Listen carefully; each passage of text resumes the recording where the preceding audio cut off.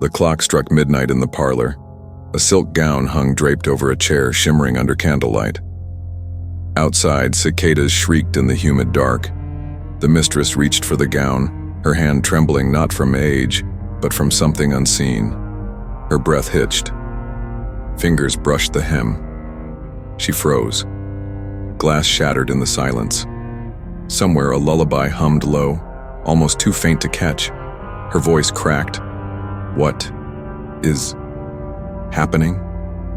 The air smelled of camphor and magnolia, sweet and sickening. The candle guttered. Darkness swallowed her gasp. The morning sun crept through the moss-draped oaks, striking the great house with a glow that looked golden from afar. But inside the walls, it only sharpened the shadows. Louisiana, 1852, where wealth walked in silk and sweat rotted in chains. The overseer's boots thudded across the veranda. Silas Harper, the overseer, broad shoulders hunched, a scar carved deep across his cheek, chewed a sprig of tobacco, as if it were flesh. He paused, spat into the dirt, and barked toward the quarters. Up, all of you. The mistress don't wait for laggards. From the kitchen door slipped a figure with quiet steps. Mary Ann, no older than 20, carried a basin of water. Her eyes, soft but restless, darted between Silas and the fields stretching beyond. She kept her voice low. She wants the dress ready by Sunday. Silas smirked. She always wants something, and she'll get it, because we make sure she does. Mary Ann lowered her gaze. The smell of bread baking and boiled lye soap hung around her like a second skin. She whispered, "They say she's ordered 3 new bolts of silk from New Orleans, paid with what we bled for." Silas's hand shot out, gripping her chin hard enough to leave a mark. His voice dropped into a hiss. "You'll hold that tongue, girl. Best not let words sow your shroud." Mary Ann pulled away, trembling but unbroken. Her eyes burned, though her lips stayed closed. Inside, the mistress's voice rang sharp and impatient. "Where is my seamstress? Louisa should be at the needle by now. I will not be made a fool at Sunday service." The great house echoed with her commands. The walls smelled of polish and vinegar, every corner scrubbed by hands that would never own what they cleaned. Portraits of Dupree ancestors lined the hall, men with powdered wigs and cold gazes, women wrapped in gowns heavy as chains. Silas strode in, wiping his hands on his vest. "She'll be ready, Mistress Caroline. That girl lives for the thread." Mary Ann, still at the doorway, murmured under her breath, "Lives for it, or dies for it." Caroline Dupree swept down the stairs like a queen descending from a throne. Her perfume clung to the air, jasmine cut with vinegar, sweet rotting into sour. She fingered the pearls at her throat, eyes narrowing at Mary Ann. "Why do you stand there gawking? Go back to your pots. The parlor will not smell of smoke when my guests arrive." Mary Ann bowed her head. "Yes, mistress," but her eyes lingered on Caroline's gown, gleaming like a serpent's skin. Silas chuckled, low and mean. "They look at you, mistress, the way a mouse looks at a hawk, and well they should." Caroline's lips curved into something between a smile and a sneer. "Fear is fitting, it keeps them in place, and I..." She brushed the silk of her skirt. "I was born to be admired." The house fell silent but for the ticking of the clock, each second slicing deeper into the air. Outside, chains rattled as the field hands marched out under the punishing sun. The gown awaited the seamstress's hands, the fabric bright and deadly in the half-light. The quarters smelled of smoke and damp earth. Children huddled near the fire, their eyes wide in the flickering light. Among them sat a girl with nimble fingers and storm-dark eyes, guiding a needle through a scrap of cloth. Louisa. Her stitches were small, perfect, each one pulled tight. Her mother's hands guided hers, the thread trembling between them. Above the crackle of fire came a song, soft and low, a lullaby in a language half forgotten.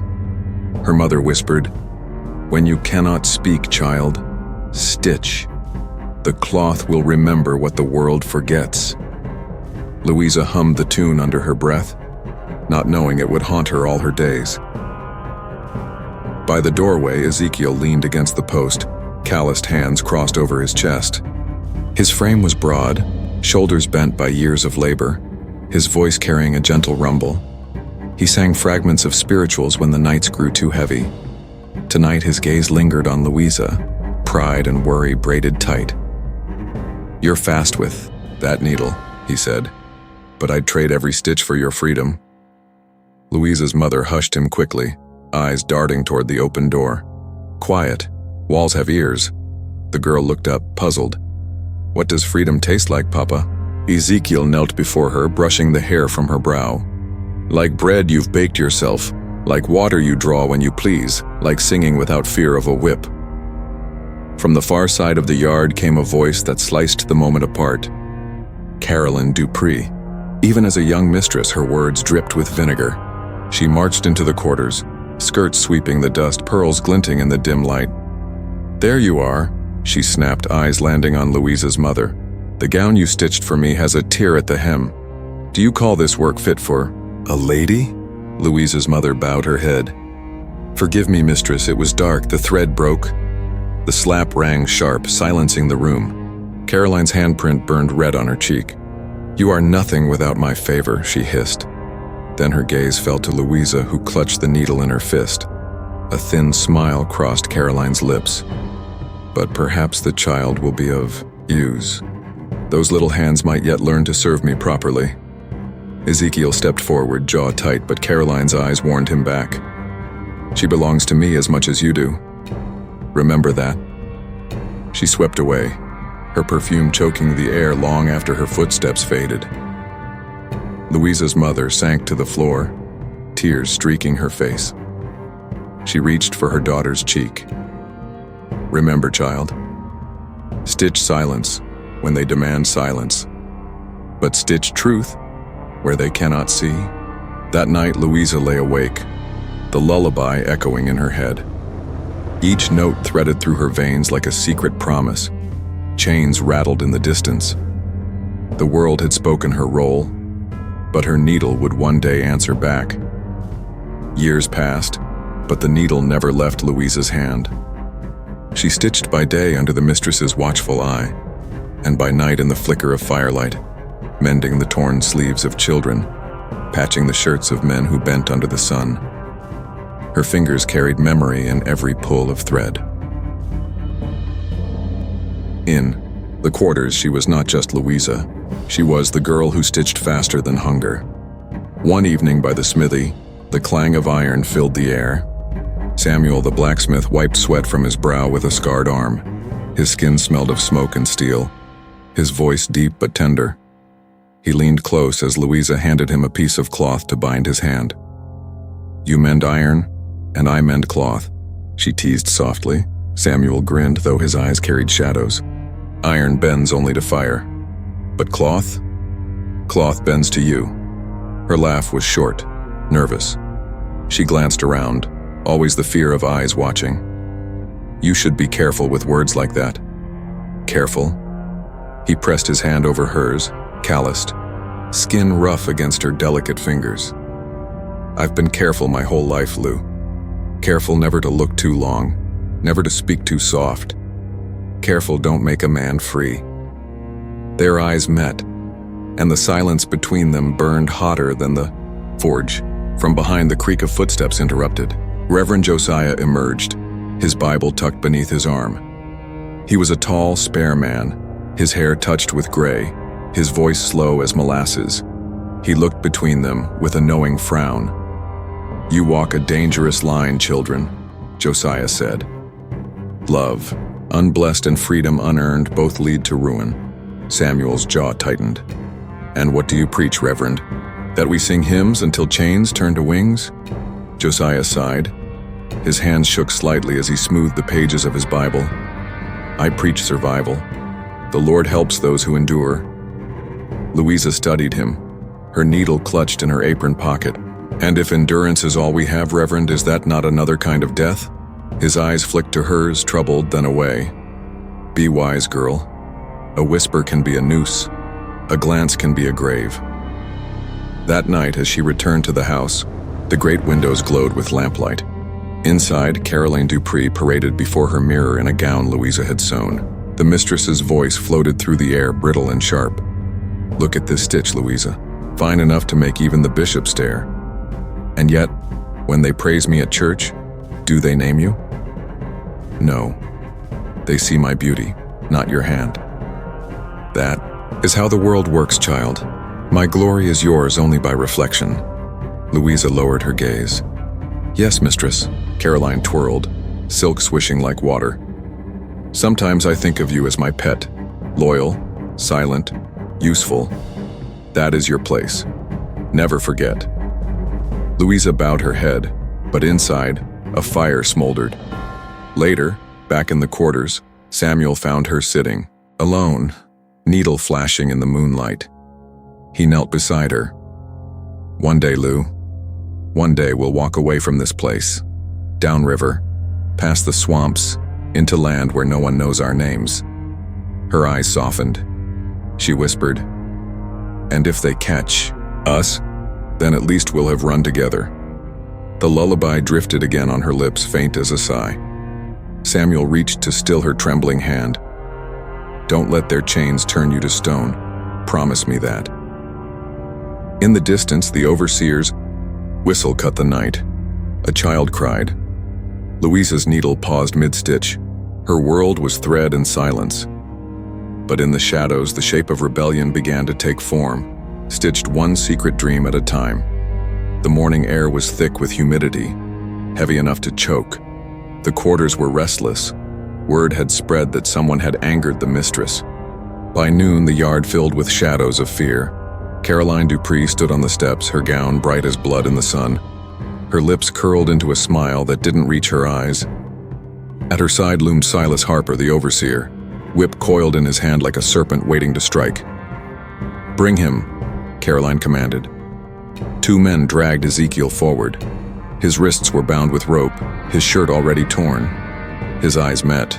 Louisa's across the yard, steady but full of warning. Louisa pushed forward, desperate. "Mistress, please, he's done no wrong." Caroline's eyes flashed. "He dared hum while I took my tea. Insolence, plain and simple." The slaves gathered, silent, watching. No one dared move. Ezekiel's voice rumbled, calm despite the rope. "A man can hum his Lord's song without malice." Caroline tilted her head. "A man can also learn silence. Today you will learn." The whip cracked, flesh tore. Louisa screamed. Samuel lunged but was held back by two others, fear stronger. Then strength. "Papa!" Louisa's cry pierced the yard. She stumbled forward only to be shoved down by Silas's boot. Caroline's gaze turned sharp. "You girl would do well to remember your place." She struck Louisa across the face with a jeweled hand. The sting burned deep, but the words that followed cut deeper.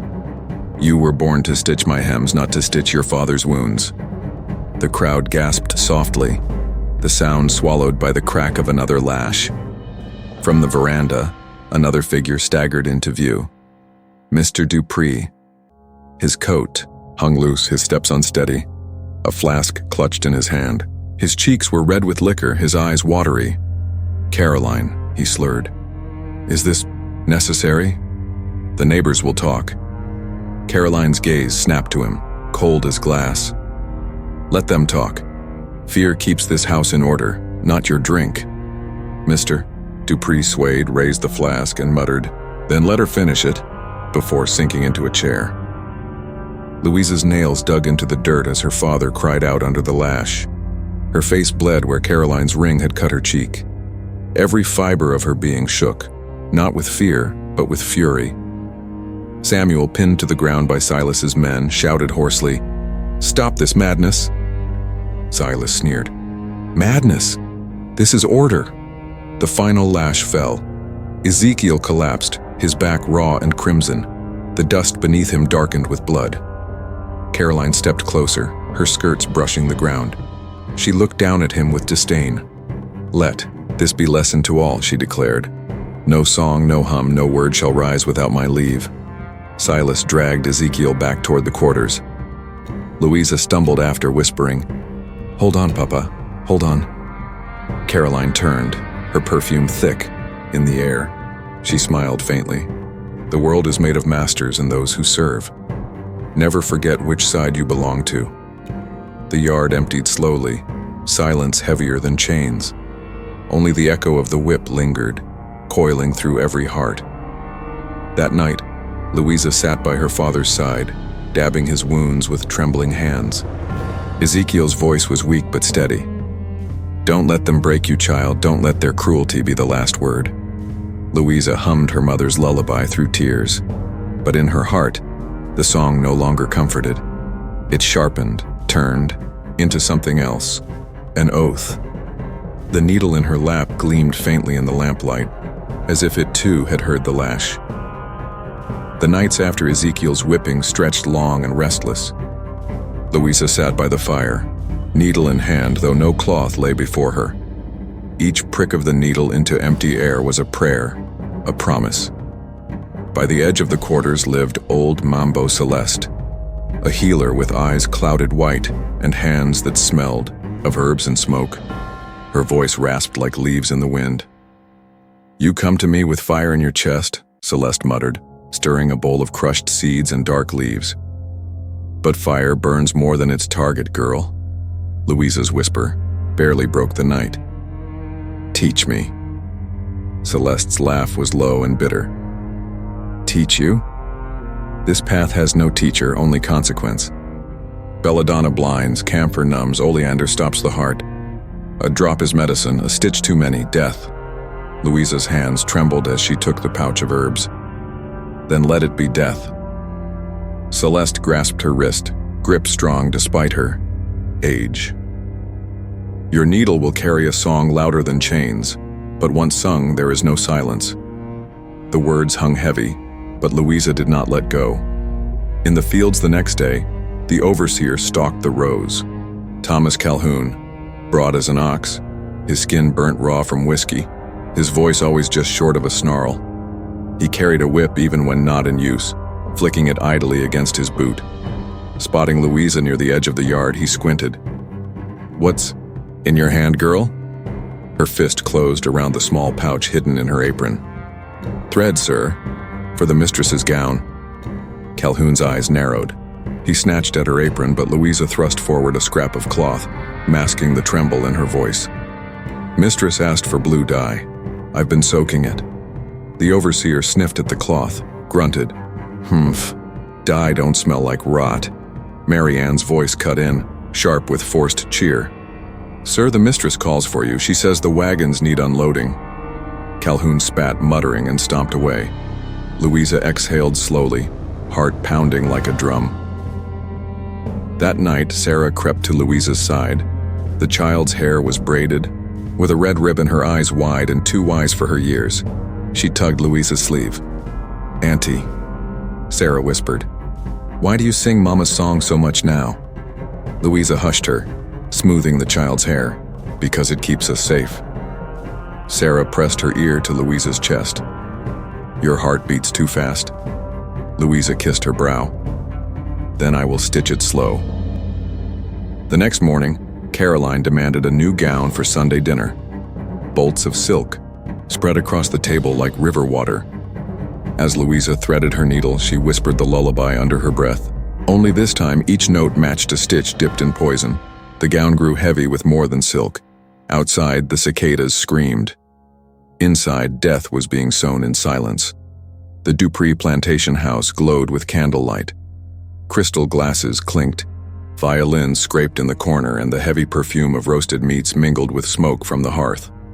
Guests arrived in polished boots and satin gowns, their laughter thin, brittle, nervous under the weight of recent unrest. At the top of the stair, Caroline Dupree descended in her new gown. The silk shimmered pale blue, stitched with precision, each fold flowing like water. Every guest turned to watch, their eyes tracing the sweep of fabric, the pearls at her throat. Louisa stood in the shadow of the hall, hands folded before her. Her eyes lingered on the gown, the thread buried deep inside. The lullaby thrummed in her chest like a drumbeat. Caroline's voice rang sharp. "Louisa, the hem sits uneven. Fix it before I sit."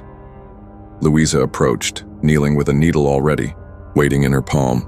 She pressed the gown, her breath steady though her heart hammered. Caroline swatted her away with a sneer. You slaves are all the same, never perfect unless reminded. The room chuckled lightly at Caroline's cruelty. Louisa lowered her, eyes retreating. The needle glinted once in the candlelight, then vanished back into her apron. The feast began. Caroline raised her glass, toasting her father's name, her voice carrying with the arrogance of inherited power. Wine splashed against crystal, forks cut into meat, servants moved like shadows between tables. Halfway through the meal, Caroline dabbed her lips with a lace handkerchief. She shifted in her chair, tugging at her sleeve. A faint frown crossed her face. Too warm in here, she murmured. Her cousin leaned across the table. Perhaps it's the fire. Shall we open a window? Caroline waved him off. Nonsense. This gown is... She paused, swallowing hard, her throat tightening. Exquisite work. Louisa's gaze never wavered from the mistress. Another guest laughed too loudly. The violin squeaked. Caroline's fingers twitched, clutching the stem of her glass. Sweat dotted her brow. Her father's voice boomed from the head of the table. Daughter, you pale. Are you unwell? Caroline tried to answer, but the words caught in her throat. She clawed at the silk sleeve, pulling at the fabric as if it strangled her. Gasps rose around the table. A servant rushed forward. Caroline shoved him back, stumbling to her feet. The pearls at her throat snapped, scattering across the floor like teeth. Water! Someone shouted. Caroline collapsed to her knees, breath ragged, lips frothing faintly. The blue silk darkened with sweat, clinging to her body like a shroud. Her father roared, "Fetch the doctor! Now!" The room dissolved into chaos. Guests backed away, chairs clattering, wine spilling across the linen. Some crossed themselves, whispering of curses, of judgment. Louisa stood still, her face unreadable. Only her hands trembled, hidden in the folds of her apron. Mistress Caroline's voice broke into a guttural cry. She grasped at the table, eyes wide, locking on Louisa across the room. You, she rasped, foam bubbling at her lips. You, the word never finished. Her body seized, then went still. Silence. The only sound was the crackle of fire and the steady hum of cicadas outside. Then came the uproar. She's been poisoned, cried her cousin, pointing at the servants. Search them. The overseer Calhoun stormed into the hall, whip coiled at his side. His eyes scanned the room. Landing on Louisa. What were you doing near her gown? He demanded. Louisa's voice was calm, steady, sharper than it had ever been. Stitching, sir, as I have always done. Calhoun grabbed her arm, yanking her forward. The needle, girl. Show me the needle. Louisa's gaze burned into his. Slowly, deliberately, she placed the needle in his hand. Her voice dropped, a whisper laced with iron. Some stitches bind, some unmake. Gasps rippled. The old planter slammed his fist on the table, face red with fury. She has cursed my house. Calhoun shoved Louisa to her knees, whip raised high. Before the lash fell, Sarah's small voice cut the air. The child had slipped into the hall, eyes wide with terror and defiance. She sang Mama's song, Sarah cried. She only stitched what Mama taught her. The room froze. The child's voice carried more weight than the crack of the whip. Louisa's eyes closed. The lullaby hummed in her throat, soft but unyielding. The melody wound around the rafters, through the firelight, across the scattered pearls. Caroline lay motionless on the floor, her final breath spent. The whip never struck. The master's voice thundered instead. Bind her, and take her to the cellar until dawn. Chains rattled. Rough hands seized Louisa's arms, dragging her across the floor. Her feet scraped wood, pearls crunching beneath her heels. She did not resist. The lullaby still trembled in her chest, a thread unbroken. As the cellar door slammed shut behind her, the echoes of the dinner still roared above.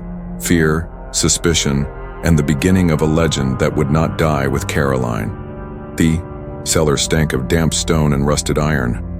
A single torch guttered in the corner, shadows stretching like claws across the walls. Louisa sat with her wrists chained to a post, her back straight despite the weight of iron biting into her skin. Above, the house still trembled with chaos. The overseer, Calhoun, descended the steps, whip at his belt, lantern swinging in his hand. His boots echoed with each step. He stopped before her, crouching low, his breath sour with whiskey. "You think yourself clever, don't you?" he hissed. "Stitching death into silk. A woman like you can't read, can't write. Yet you killed her like a doctor with his powders." Louisa met his eyes. Her voice was steady, unbroken. "I did nothing but sow what I was told." Calhoun smirked. "Lies sit easy on your tongue. But tomorrow, when the sun rises, you'll speak the truth with a rope around your neck." From the shadows at the far end of the cellar, another voice broke. It was Jacob, one of the field hands chained days before for theft. His voice was hoarse but heavy with awe. "They'll call it curse, but it's justice," Jacob whispered, words already spreading in the quarters. The mistress fell in her pride, choking in her pearls. "Folk say the Almighty himself guided. Your hand." Calhoun turned and lashed the whip across Jacob's chest, the crack echoing against stone. "Silence, dog." Jacob coughed, blood dripping from his lip, but he still laughed. "Whip me, hang me, don't matter. The song's already in the wind." Above them, the heavy tread of boots shook the boards. Louisa's young friend Sarah appeared at the top of the stairs, clutching the banister. Her hair was tangled, her face streaked with tears. "Please," Sarah begged. "She didn't mean it. She only sang Mama's song." Calhoun barked at her. "Back to your chamber, child, or you'll answer for her sins." Sarah hesitated, eyes wide on Louisa before retreating. Her small footsteps faded into silence.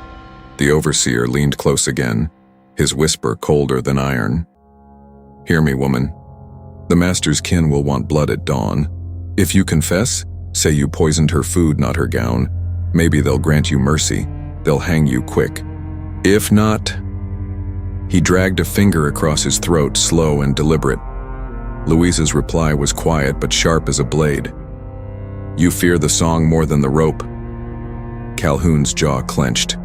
He turned, storming up the stairs, the cellar door slamming like a judge's gavel. The torch sputtered, smoke curling into the air. Jacob's voice rose again, softer, almost reverent. "Louisa, they'll call you ghost, witch, rebel, but to us, you'll be the song that never dies." Louisa closed her eyes. The lullaby hummed, once more echoing against stone, against chains, against silence. And in the night above, whispers carried through the quarters, across fields into the town itself. A mistress dead, a slave woman accused, and a song that refused to be buried, the cue. Courthouse smelled of dust, sweat, and ink. Sunlight cut through high windows, sharp blades of light falling across rows of benches. Planters, merchants, their wives in stiff collars. Every seat was taken. The death of Caroline Dupree had spread like fire through dry fields. Louisa was brought in with her wrists bound, chains clinking in the hush. She kept her head high. Her gown was coarse linen, the kind they dressed the accused in, but her eyes carried the same quiet fire that had unnerved Calhoun in the cellar. The judge, a jowly man with a wig gone yellow at the edges, cleared his throat. "We gather in solemn duty. Caroline Dupree, beloved wife, lies in the grave, struck down by wickedness. This court shall uncover the serpent responsible." Gasps, murmurs, a hiss of whispers. The prosecutor stood, a thin man with eyes sharp as nails. He began with venom. A slave seamstress, Louisa, stitched death into her mistress's gown. The poison burned her lungs. No white hand touched that garment. The work was hers, hers alone. He let the words drip like acid. Then he called the first witness. Sarah. The girl walked forward, pale, trembling. She wrung her hands, glancing, once toward Louisa. Their eyes met. Louisa gave her the smallest nod, steady, protective. "Child," the prosecutor said softly, "tell the court what you saw the night your mother wore that gown." Sarah's lips trembled. I heard Louisa singing. She was sewing in the kitchen and she touched Mama's dress with strange powders. A ripple spread through the crowd. The prosecutor smiled thinly. Louisa's heart clenched, but she did not look away.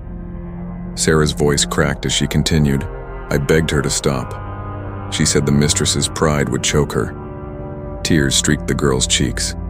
The judge banged his gavel. Enough. The child has spoken. Ezekiel was called next. He shuffled forward, shackles clanking, his back bent from years of toil. He looked at Louisa, eyes full of sorrow. Ezekiel, the prosecutor pressed, you lived in the same quarters. Did you not warn your daughter against her wickedness? Ezekiel's jaw worked. He swallowed hard. Finally, he spoke in a low, breaking voice. I told her not to curse the mistress. I told her the Lord's vengeance is not ours to take. Gasps. To the crowd, it sounded like confession. Louisa closed her eyes, fighting the sting of betrayal. She knew Ezekiel's words had been twisted, dragged out by the lash and the threat of worse. Yet still it cut deep. The defense, little more than a formality, was brief. A half-hearted statement that the accused was of low understanding, incapable of such calculation. But no one believed it.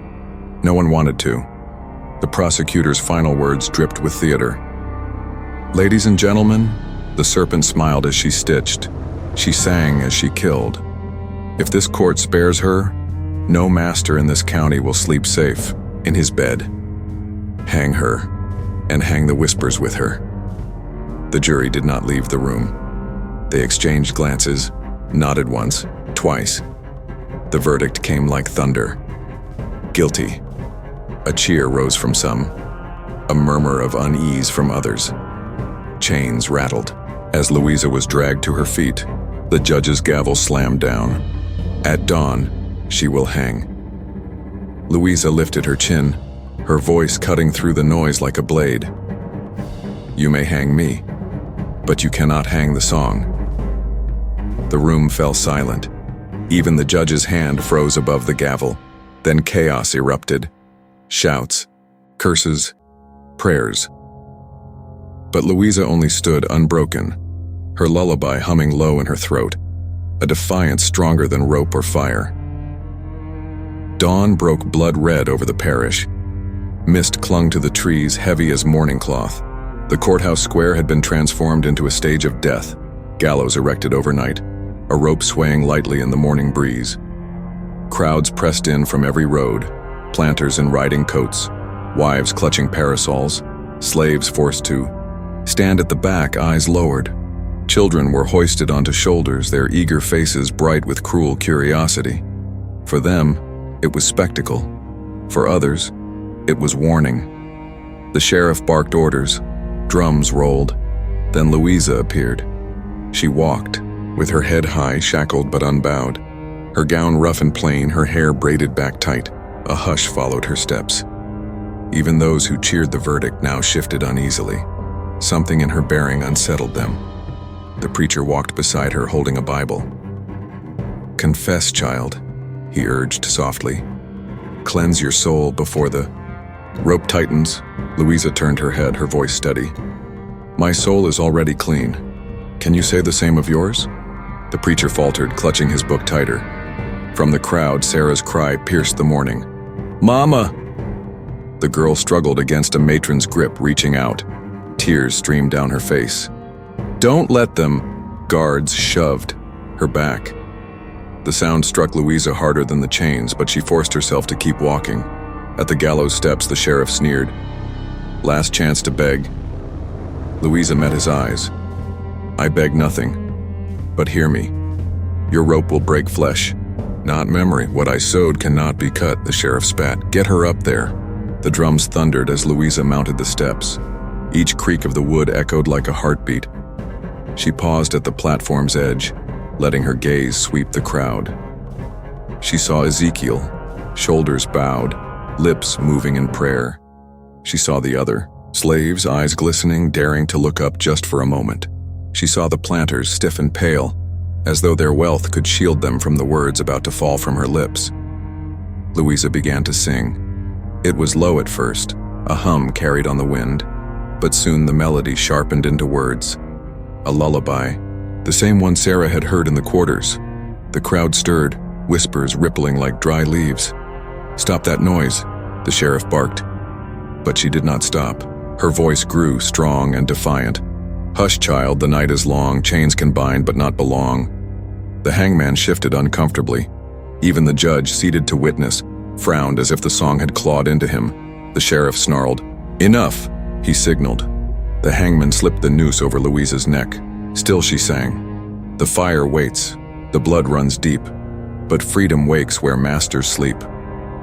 A gasp rose from the crowd. Some clutched their children tighter. Others cursed under their breath. But among the slaves at the back, heads lifted, shoulders straightened. Silent tears fell. The hangman's hands shook.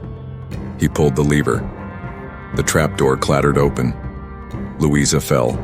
The rope snapped taut. Her body jerked once, then stilled.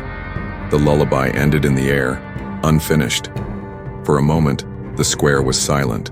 No cheers, no cries, just the creak of the rope and the caw of a distant crow. Then the sheriff declared, "Justice is done." His voice cracked with more strain than triumph. But in the back of the crowd, the slaves began to hum. Low, quiet, like the turning of earth. The same lullaby, one voice, then another, until a dozen threads wove together. Sarah pressed her face into her hands, the melody shaking through her small body. Ezekiel bowed his head, whispering, "She lives in the song." The gentry shifted uneasily, their show of justice curdling into dread. They had killed the woman, but the sound, low, persistent, unstoppable, spread through the square like smoke. Louisa's body hung still, the morning sun glinting off the rope. The sheriff barked for dispersal, but the hum lingered, carried, down the roads, into the quarters, into the fields. The lullaby did not end. Night settled over Louisiana with the quiet of ash falling after fire. The gallows stood empty now, but its shadow clung to the square, long and black, like a scar the earth itself refused to heal. In the quarters, the lullaby had not died. Women rocked infants against their chests, whispering the tune beneath their breath. Old men tapped it out with calloused fingers on the rims of barrels. Young boys carved the rhythm into the dirt with sticks. The song moved where chains could not, crossing fields, slipping past overseers, carried in whispers across the river to other plantations. Louisa's name became a danger to speak, yet it lived in coded prayers. "The seamstress," they said, as if it were a title. She who stitched more than cloth, she stitched defiance into silence itself. Sarah grew with the weight of memory pressing on her small shoulders. Some nights she woke from dreams of her mother's voice, still singing. On the gallows, unfinished, Ezekiel would hold her and whisper, "She sang for you, child. Never forget the words." Sarah never did. Even as years blurred faces and fields changed hands, the lullaby stayed sharp in her chest. Planters spoke of the execution as proof of order restored, but their wives trembled when gowns were sewn, when dresses brushed against their skin. Servants carrying needles became silent reminders. Fear threaded itself into wealth. Generations later, the story of the woman who sewed poison into clothes became more than a tale of crime. It became a parable of vengeance and love, retold in kitchens, sung in churches, whispered between shackled hands on midnight runs to freedom. Some called her dangerous, others called her saint. History did what it always does, bent her into rumor, shadow, half-remembered song. Court records buried her name. Planters scrubbed their ledgers. Officials claimed she was madness, nothing more. But the people remembered differently. They remembered a mother, a seamstress, a rebel. And in the darkness of history's silence, her voice still hummed. The lullaby had no grave. It lived where people refused to bow. It lived where chains rattled but did not break the spirit. It lived where a child, grown now into womanhood, still sang to her children the unfinished song of her mother. Louisa did not vanish at the end of a rope. She multiplied in every whispered note. The rope broke flesh, but memory could not be hanged. This was the story of Louisa, the enslaved seamstress who stitched poison into silk, and in doing so, stitched her name into history. Her life ended on the gallows in 1852, but her defiance lived on in the voices of those who remembered. If you felt her story, carry it forward. These are not just tales of the past. They are warnings. They are lessons. They are flames meant to light the present. You have been watching the slave resistance, a channel that refuses to let these voices fade, because some stories were buried, some were silenced, but none are forgotten. Subscribe, share, and return for more untold histories, more truths carved from the dark. Until next time. Chains can bind the body, but never the song.